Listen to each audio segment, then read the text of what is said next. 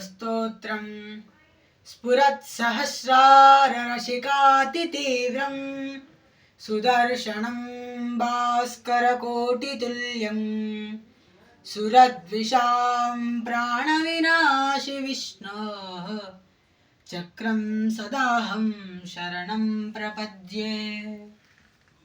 विष्णोर्मुखोर्तानिलपूरितस्य यस्य ध्वनिर्दानवदर्पहन्ताम् तं पाञ्चजन्यां शशिकोटिशुभ्रं शङ्खं सदाहं शरणं प्रपद्ये।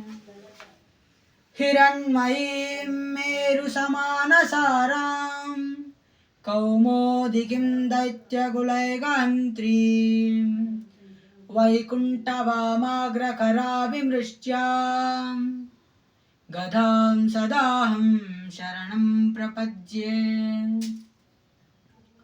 रक्षोऽसुराणां कठिनोग्रकण्ठच्छेदक्षरक्षोणितदिग्धधारां तं नन्दकं नाम हरे प्रदीप्तं खड्गं सदाहं शरणं प्रपद्ये।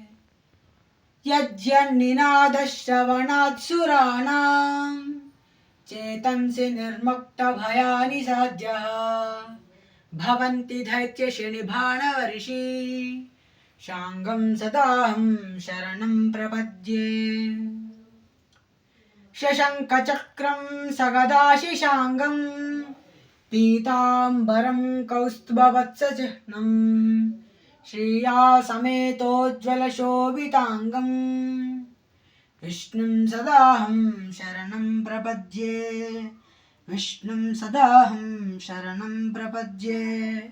विष्णुं सदाहं शरणं प्रपद्ये।